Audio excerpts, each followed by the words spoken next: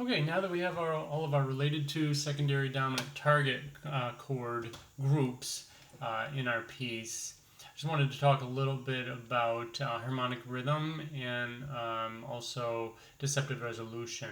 So here we have, we've put in our related twos, and notice that they are occurring on they are going to occur on strong beats. Let's see, I guess I better specify a different lyric here.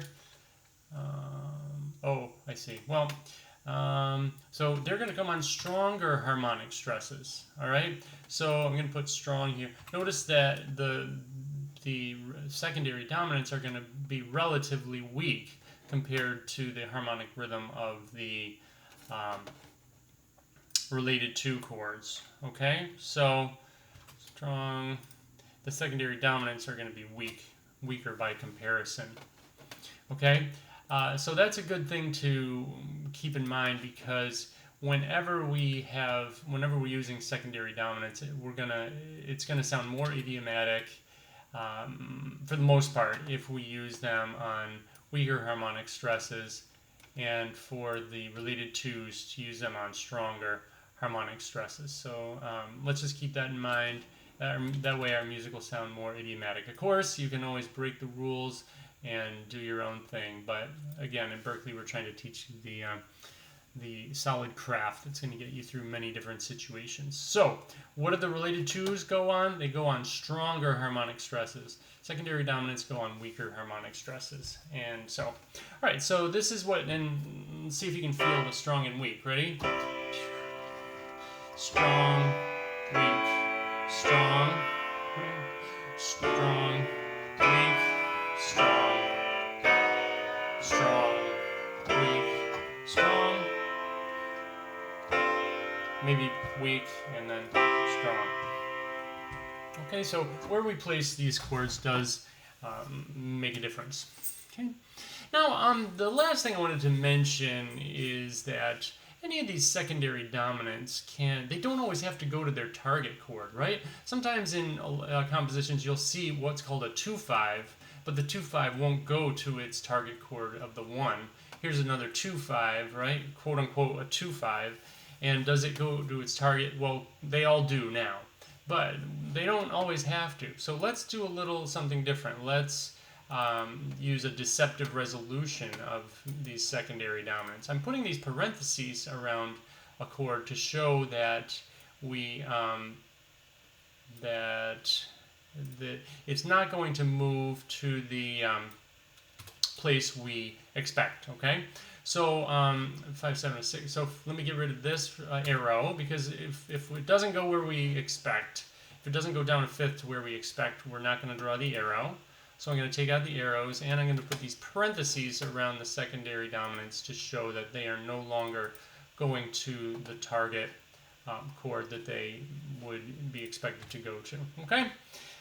All right, so for example, here we could go to, instead of D minor, we could go to a different chord.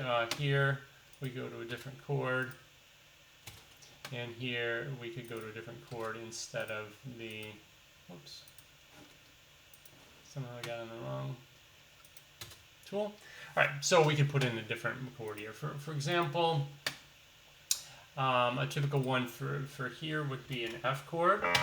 So A7 doesn't go to D, instead it's going to go to F, and looks like I've already kind of got an F major chord up there.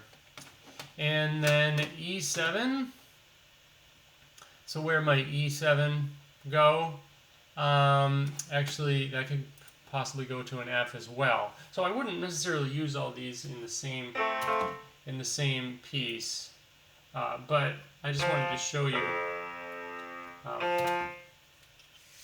some possibilities here. And where might C go? C might go to an A or a D, so D minor perhaps would work well here.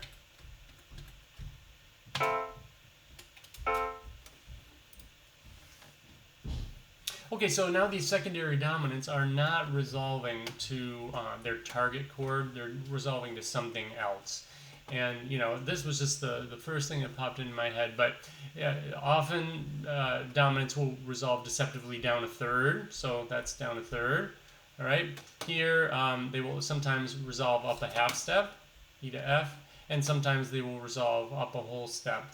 So those are some typical ways that chords resolve if they don't go to the target chord that is expected, right?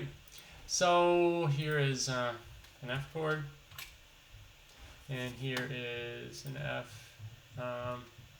And then probably we change this around here. We probably wouldn't put this in, but at any rate, D minor 7. So these would just be given Roman numerals, right? So 4 chords, and then 2 minor 7 for this one. And of course, with the 2 minor 7 here, this becomes a 5/7 sus4.